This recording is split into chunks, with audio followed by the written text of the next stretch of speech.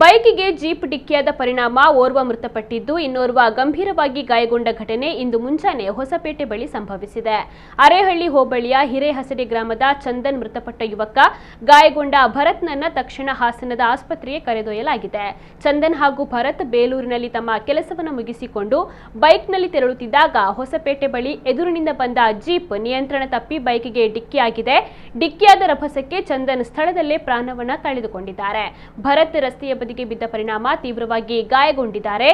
ಘಟನೆ ನಡೆದ ಸ್ಥಳಕ್ಕೆ ಧಾವಿಸಿದ ಪೊಲೀಸರು ಪರಿಶೀಲನೆಯನ್ನು ನಡೆಸಿ ಪ್ರಕರಣವನ್ನು ದಾಖಲಿಸಿಕೊಂಡಿದ್ದಾರೆ.